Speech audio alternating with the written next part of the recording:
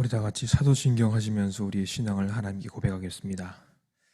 전능하사 천지를 만드신 하나님 아버지를 내가 믿사오며 그 외아들 우리 주 예수 그리스도를 믿사오니 이는 성령으로 잉태하사 동정녀 마리아에게 나시고 본디오 빌라도에게 고난을 받으사 십자가에 못 박혀 죽으시고 장사한 지 사흘 만에 죽은 자 가운데서 다시 살아나시며 하늘에 오르사 전능하신 하나님 우편에 앉아 계시다가 저리로서 산 자와 죽은 자를 심판하러 오시리라. 성령을 믿사오며 거룩한 공예와 성도가 서로 교통하는 것과 죄를 사하여 주시는 것과 몸이 다시 사는 것과 영원히 사는 것을 믿사옵나이다. 아멘. 우리 시간 찬양으로 주님께 영광 올려드리길 원합니다. 찬송가 569장 찬양 함께 하시겠습니다. 569장입니다. 찬송가 569장 찬양입니다. 찬송가 569장 함께 찬양하겠습니다. 선한 목자 되신 우리 주 항상 인도하시고 푸른 풀밭 좋은 곳에서 우리 먹여주소서. 선한 목자 구세주여 항상 인도하소서. 선한 목자 구세주여 항상 인도하소서. 양의 문이 되신 예수여 우리 영접하시고 길을 잃은 양의 무리를 항상 인도하소서. 선한 목자 구세주여 기도 들어주소서. 선한 목자 구세주여 기도 들어주소서. 흠이 많고 약한 우리를 용납하여 주시고 주의 넓고 크신 은혜로 자유 얻게 하셨네. 선한 목자 구세주여 지금 나아갑니다. 선한 목자 구세주여 지금 나아갑니다. 일찍 주의 뜻을 따라서 살아가게 하시고 주의 크신 사랑 베푸사 따라가게 하소서. 선한 목자 구세주여 항상 인도하소서. 선한 목자 구세주여 항상 인도하소서. 아멘.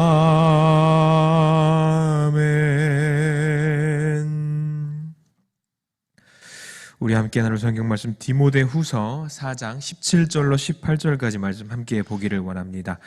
디모데후서고요. 4장 17절로 18절까지 말씀. 디모데후서 4장이고요. 17절, 18절 우리 같이 한번 천천히 눈으로 한번 따라오기 바랍니다. 제가 읽겠습니다. 주께서 내 곁에 서서 나에게 힘을 주심은 나로 말미암아 선포된 말씀이 온전히 전파되어 모든 이방인들에게 듣게 하려 하심이니 내가 사자의 입에서 건짐을 받았느니라. 주께서 나를 모든 악한 일에서 건져내시고 또 그의 천국에 들어가도록 구원하시리니 그에게 영광이 세세 무궁토록 있을지어다. 아멘. 네, 이 새벽에도 주님의 말씀을 사모하고 기도하고자 주님의 성전을 찾은 우리 모두에게 하나님의 놀라운 축복이길 간절히 기도합니다.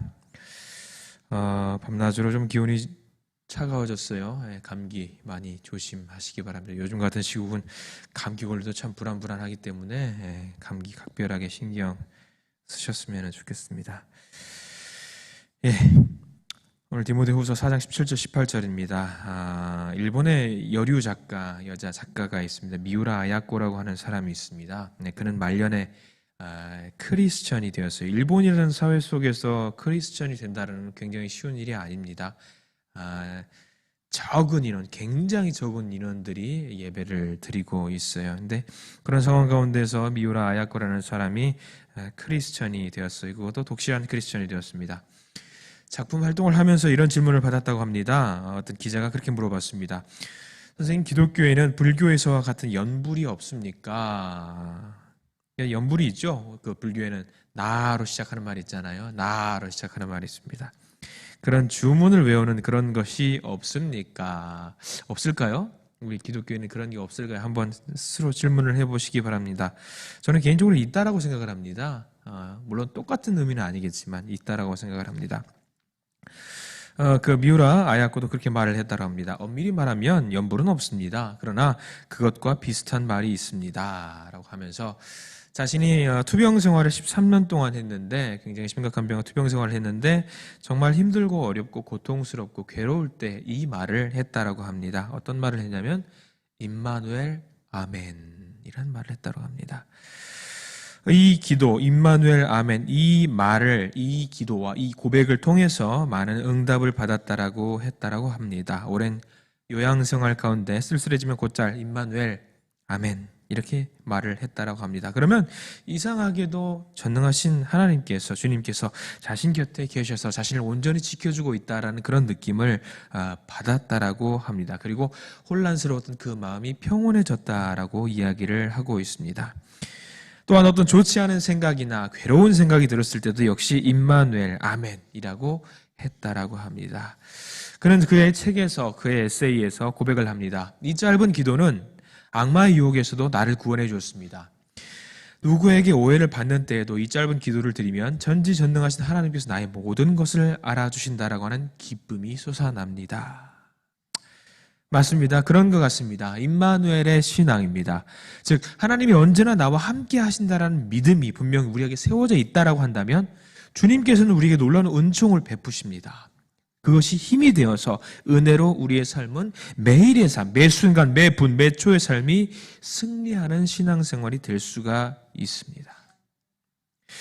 하나님으로부터 위대하게 쓰임받은 신앙인들의 공통점은 남다른 뭐가 있는 것이 아닙니다. 아주 평범하고도 간단한 이 임마누엘의 믿음이 있었다라는 사실이에요.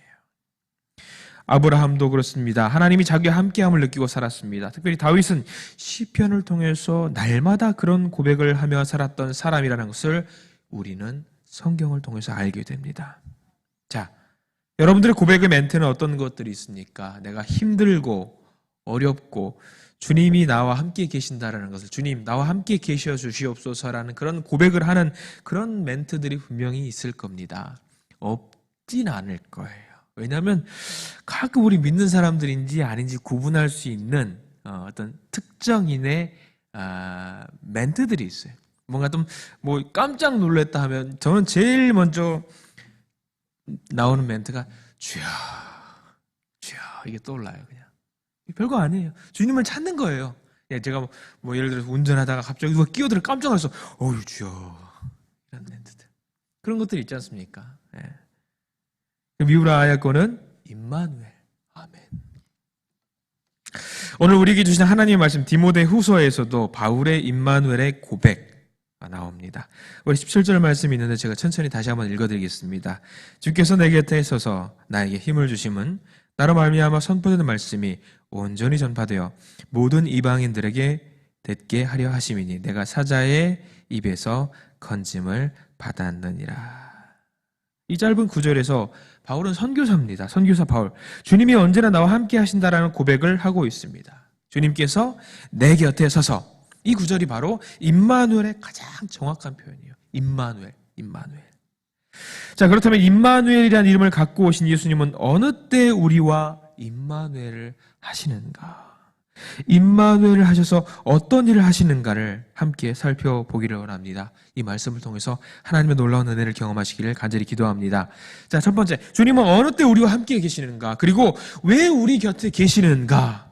이 질문을 스스로 안 던져보신 분들이 안 계실 거예요. 언제 주님은 나와 함께 하시지? 주님 안 계시는 거 아니야? 내가 힘들 때 나를 지켜주시지 않은 것 같은데. 그런 사실 주님은 언제나 우리 곁에 계십니다. 계시지 않을 때가 없습니다. 그리고 그렇게 고백을 하는 사람들을 보면 사실 우리가 봤을 때 주님은 언제나 나와 함께 계셔. 그런 사람들을 보면 우리가 무슨 생각을 드냐면요. 이야, 대단한 믿음을 가지고 있구나 라고 생각할 때가 많아요. 맞습니다. 대단한 믿음을 가지고 있는 건 맞습니다. 그런데 사실 생각해 보시면요. 우리는 삶 속에서 주님을 잊고 사는 경우가 더 많아요. 주님은 언제나 우리와 함께 계셨지만 내가 주님이 있다는 것을 잊고 사는 때가 더 많았다라는 거예요. 우리가 그것을 알아야 돼요. 아마 우리가 잊고 산다라는 것을 주님도 알고 계실 것입니다. 그렇지만 우리가 이럴 때 주님을 찾고 그 상황 속에서 주님이 나와 곁에, 나의 곁에 계심을 느낍니다. 어떨 때? 고난의 때, 힘들 때, 어려울 때. 이상하죠? 우리 기쁠 때, 즐거운 일 있을 때, 행복할 때 주님을 찾으면 얼마나 좋을까요? 그런데 안타깝게도 우리 사람은요, 고난의 때, 힘들 때, 어려움 그때에 주님을 제일 많이 찾는다는 사실. 근데 그거를요, 주님이 알고 계세요. 주님이 알고 계세요. 더 나아가서 성경에는 많이 나오지만요, 고난이 나 자신만의 고난이 아니라 주님을 향한 고난이라고 한다면, 주님을 향한 아픔이라고 한다면, 괴로움이라고 한다면요, 주님께서 더 내 곁에 계신다는 사실을 피부적으로 느낄 때가 많이 있어요. 우리 초대교회 최초의 집사 중에 한 명이었던 스데반이 돌에 맞아 순교했을 때 아시죠? 스데반이 성령의 충만한 하늘을 딱 봤습니다. 그때 그가 하나님의 영광과 예수님께서 하나님 우편에 서신 것을 보고 말합니다. 보라, 하늘이 열렸다. 인자가 하나님 우편에 서 있다. 라고 고백을 해요. 우리 주님은요, 믿는 주의 성도가 고난을 당하면 그냥 구경만 하시는 분이 아니십니다. 그래서 벌떡 일어나서 우리를 바라보시면서 응원하세요. 그래, 스데반 잠잠하구나. 참 대단하구나. 네가 나를 위해서 내 목숨을 아끼지 않고 충성하는구나. 라고 말씀을 하세요. 오늘도 우리 옆에 계신 주님께서 우리가 주님을 위해서 고난을 당하고 믿음 때문에 핍박을 받으면 언제나 우리 곁에 주님이 함께 계신다는 사실을 믿으시기 바랍니다. 우리 신앙생활은요, 나 혼자만의 싸움 아니에요. 우리는 눈에 보이지 않으시지만 언제나 우리와 함께 하시는 하나님이 도우시고 지키시는 삶입니다. 그렇기 때문에 고난을 두려워하지 마시기 바랍니다. 사망의 음침한 골짜기로 다닐지라도 두려워하지 마시기 바랍니다. 왜요? 주님은 언제나 나와 함께 하시기 때문이에요. 성경에서 이사야 선지자는 그렇게 고백을 합니다. 여러분 너무나도 많이 알고 있는 말, 이사야 43장, 너는 두려워하지 말아라. 내가 너를 구속하였고 내가 너를 지명하여 불렀나니 너는 내 것이라. 이사야뿐만이겠습니까? 모세도 그 엄청난 사명을 감당할 때 두려울 때가 한두 번이 아니었습니다. 바로를 대적하여 싸운다는 것이 얼마나 엄청난 일입니까? 그런데 한 번도 두려워하지 않고 앞으로 나갑니다. 출애굽 후에 백성들이 오히려 자기를 도와줬던 그 모세를 돌로 치려 합니다. 원망과 어떤 불만이 가득해서 폭동이 일어나려고 하는데 조금도 두려워하지 않아요. 근데 왜? 하나님이 그를 부르실 때 한 약속이 있잖아요. 내가 너와 함께 하리라. 여호수아도 그렇습니다. 여호수아 1장 9절에 내가 너에게 명한 것이 아니냐, 마음을 강하게 하고 담대히 하라, 두려워하지 말며 놀라지 말라, 네가 어디로 가든지 하나님 여호와가 너와 함께 하시니라. 이 고백이 성경에 나와 있는 위대한 인물들에게 향한 국한된 그런 고백이 아니에요. 바로 나의 고백입니다. 나의 고백이에요. 내가 너와 함께 하겠다. 주님께서 지금 우리에게 하시는 말씀이에요. 엘리사가 그렇습니다. 아람 군대가 쳐들어왔습니다. 죽기 일보 직전이에요. 왕과 엘리사의 시종이었던 게하시가 두려워 떨고 난리법석이에요. 엄청난 강대국이 왔어요. 근데 엘리사는 조금도 두려워하지 않습니다. 왜? 이미 그 아람 군대 뒤에서 아람 군대를 에워싸고 있는 하늘의 천사들을 보았기 때문이죠. 그렇습니다. 우리 믿는 사람을 넘어뜨리려고 하는 옳지 않은 그 악한 세력이 우리를 공격하고 대적할 때 하나님은 결단코 뒷짐지고 계시지 않으세요. 반드시 우리를 보호하십니다. 믿으시기 바랍니다. 중국 선교 역사에 이런 이야기가 있습니다. 어떤 도시에 도적대들이 들어왔어요. 수백 명의 여인과 어린이들이 피하여 있는 몬센이라고 하는 지역에 선교사가 있었는데요. 그 저택을 포위했습니다. 죽기일보 직전입니다. 전날 밤 선교사는 말라리아에 걸려서 밤새도록 침대에 누워 있었어요. 고통 가운데 있었겠지요. 심한 열로 고통스러웠지만 그 약탈자들이 여기 온다면 이 저택 불 지르고 난리를 날 겁니다. 그래서 몬센에 있던 그 선교사는 이렇게 고백을 했습니다. 그 아픈 와중에도 주님, 저는 이 젊은 사람들에게 수년 동안 당신의 약속을 진실하다고, 당신의 약속, 주님의 약속은 진실하다고 가르쳐 왔는데 오늘 우리를 지켜주신다고 고백해 왔는데 만약 그 약속이 이루어지지 않는다면 저는 여기 선교를 할 수가 없습니다. 저는 본국으로 돌아가야 되고 이 땅에 예수의 심장을 심을 수가 없습니다. 그 말라리아 병상 가운데 고열 가운데 누워 기도만 했습니다. 밤새 기도했어요. 우리를 도와주시고 우리를 지켜주시고. 참으로 이상하게 아침이 되었는데 아무런 피해가 없이 지나갔다라고 하는 사실이 있습니다. 다음 날 아침이 되자 각각 주변에 있는 이웃들이 선교사에게 찾아왔습니다. 그리고 말을 하더랍니다. 선교사님, 어젯밤 밤새도록 당신 집 지붕에 세 사람이 건물을 지키고 있던데 누굽니까? 위험했을 텐데 누가 지키고 있었습니까? 선교사는 그렇게 말했습니다. 아무도 없었습니다. 그 이웃들은 그렇게 말했다고 합니다. 우리 눈으로 똑똑히 보았어요. 한 사람만 본 게 아니에요. 주변에 있는 사람들이 다 봤어요. 누구세요? 맞아요. 그렇습니다. 그러는 겁니다. 오늘 성경 말씀은 아니지만 마태복음 28장 20절에 이런 말씀이 있습니다. 여러분들 많이 알고 있는 말씀이지요. 내가 너희에게 분부한 모든 것을 가르쳐 지키게 하라. 부를지어다 내가 세상 끝날까지 너희와 함께 하시리라. 있으리라. 이 약속이 우리에게 주어지는 약속임을 믿으시기 바랍니다. 믿으시기 바랍니다. 그리고 또 이제 오늘 말씀 우리에게 주어지는 구체적인 약속에 대해 설명을 하고 있습니다. 두 번째로 우리가 봐야 될 포인트가요. 우리 주님 우리 곁에 계신다고 하셨잖아요. 믿으시잖아요. 그럼 뭐 하시는 건가요? 우리 주변에서 도대체 뭐 하시는 건가요? 라가 17절에 또 나와 있는데요. 제가 한번 읽어드리겠습니다. 주께서 내 곁에 서서 나에게 힘을 주심은 나로 말미암아 선포된 말씀이 온전히 전파되어 모든 이방인들이 듣게 하려 하심이니 내가 사자 입에서 건짐을 주심이라. 아멘. 내 곁에 서서 뭘 한다는 얘기예요. 여러분 옛날 성경말로 하면 이해가 쉬울 수 있을 것 같아요. 영육으로 우리를 강건하게 하신다라는 이야기입니다.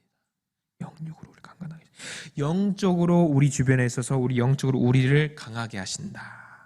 그리고 그것만 끝나지 않고 육적으로 우리를 강하게 하신다라는 사실 믿으시기 바랍니다. 우리를 강하게 나에게 힘을 주신다고 하셨잖아요. 나를 강하게 하신다. 저는 이 시간 우리들 중에 병든 자에게 몸이 약한 분들에게 강건하게 하신 하나님의 은총이 임하기를 간절히 기도합니다. 또한 믿음이 약해져서 진리를 알지 못하고 헤매는 분들에게도 영적으로 강하게 하심을 그런 은총이 우리에게 임하시기를 기도합니다. 또한 각자의 기도 제목을 가지고 오셨는데요. 이 기도 제목을 역시 강하게 해주실 거라고 저는 믿어 의심치 않습니다. 왜 이렇게 강하게 하시는지 17절 하반절에 나와 있죠. 나로 말미암아서 이방인들에게 여러 다른 사람들에게 세상 가운데에 복음을 전파하게 만드시기 위해서. 바울은요, 하나님이 자기를 강하게 해주시는 이유를 분명하게 설명하고 있어요. 복음 전파를 통한 이방인의 구원, 이것 때문에 하나님이 힘주시고 은혜 주시려고 하는 거예요. 여러분들 믿음 생활 왜 하세요? 신앙 생활 왜 하세요? 여생을 멋지고 아름답게 살기 위해? 아니면 뭐 좀 있어 보이기 위해서? 떵떵거리며 살려고? 틀렸습니다. 하나님께서 우리를 강건하게 만드시는 이유는 딱 하나입니다. 병들고 아픔, 가난하고 힘든 거를 주님께서 강하게 만드시는 이유, 건강 주시면은요, 여유 있게 하시면은요, 복음 들고 세계 만방 가운데 전하게 만들려고 하나님의 큰 뜻이 있는 거예요. 건강 주시면은요, 쓸데없이 싸돌아다닐까봐 건강 안 주시는 분들도 저는 있다고 봐요. 하나님께서. 건강 주시면은요, 죄를 많이 지을까봐 일부러 건강을 안 주시는 그런 상상도 가끔은 해봐요. 하나님의 뜻이 거기에도 있겠다.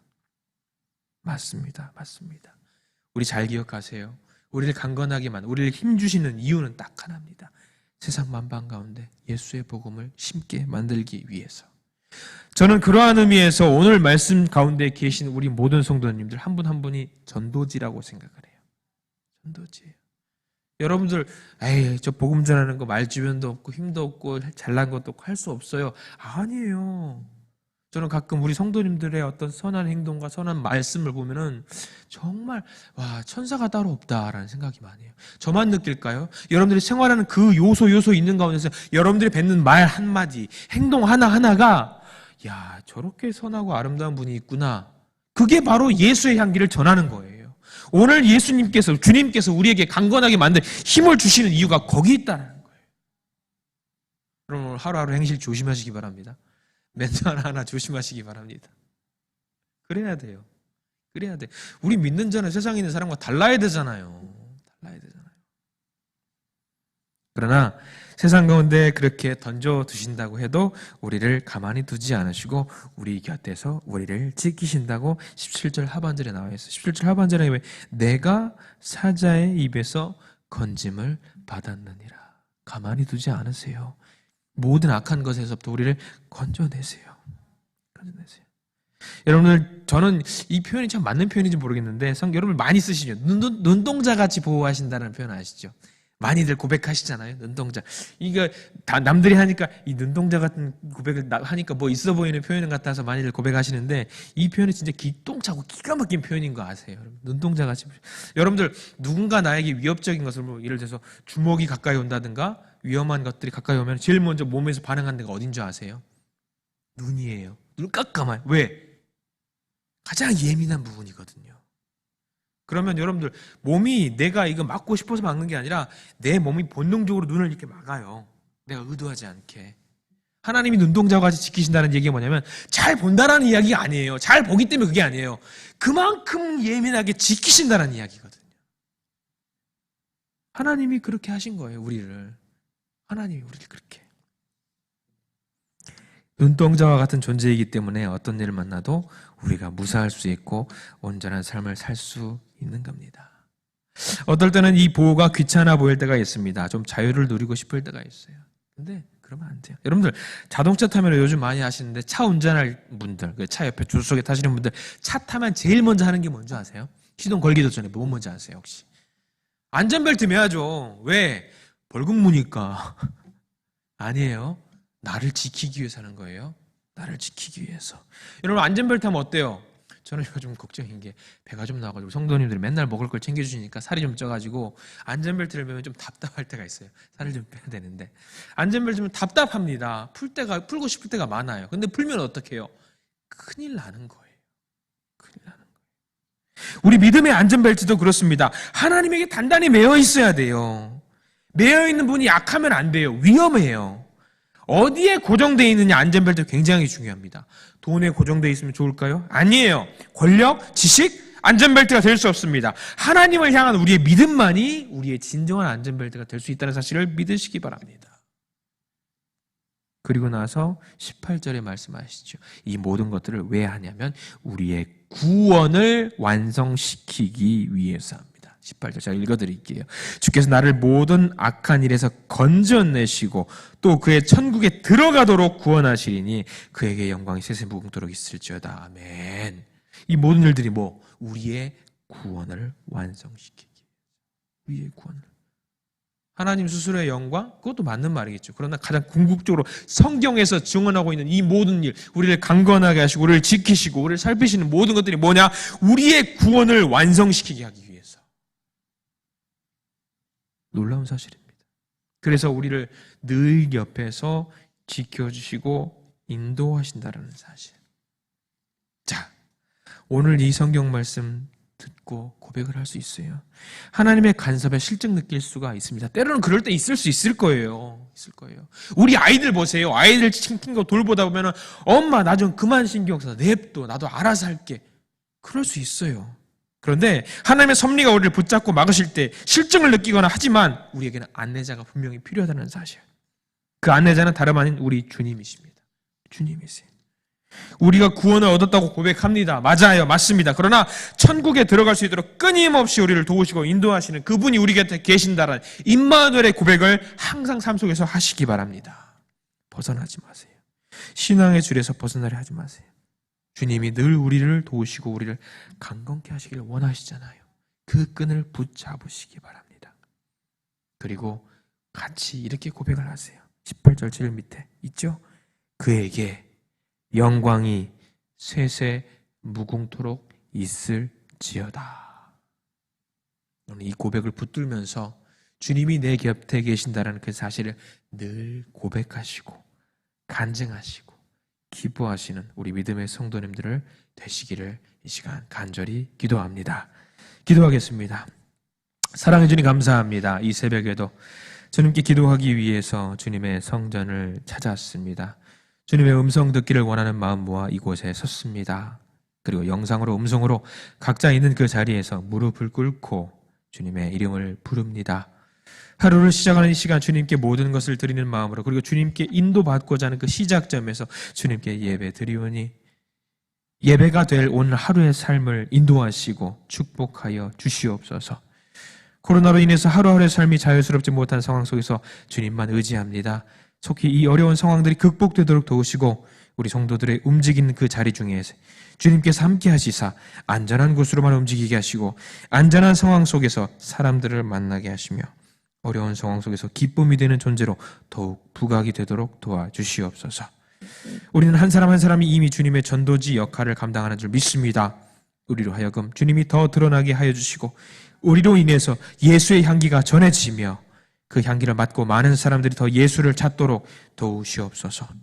먼 곳에서 교단 총회로 주님을 섬기고 계신 주님의 사장 목사님을 축복하시고 인도하여 주시옵소서. 주님이 축복하시는 성총회 되게 하시며 주님의 사역을 더욱 빛나게 하는 이 땅의 교회들이 되도록 도우시옵소서. 오늘도 각자의 기도 제목을 들고 이 자리에 기도를 합니다. 우리의 기도를 들으시고 우리가 원하는 대로가 아닌 주님이 원하시는 그 방향으로 풀어가 주시고 섭리하여 주시옵소서. 예수님 이름으로 간절히 기도 드리옵나이다. 아멘. 이 시간 주기도문 함께 하시겠습니다. 하늘에 계신 우리 아버지여, 이름이 거룩히 여김을 받으시오며 나라가 임하시오며 뜻이 하늘에서 이루어진 것 같이 땅에서도 이루어지이다. 오늘 우리에게 일용할 양식을 주시옵고 우리가 우리에게 죄 지은 자를 사하여 준 것 같이 우리 죄를 사하여 주시옵고 우리를 시험에 들게 하지 마시옵고 다만 악에서 구하시옵소서. 나라와 권세와 영광이 아버지께 영원히 있사옵나이다. 아멘. 우리 시간 각자 기도 뜨겁게 하시고 오늘 하루를 시작하시기 바랍니다. 기도하겠습니다.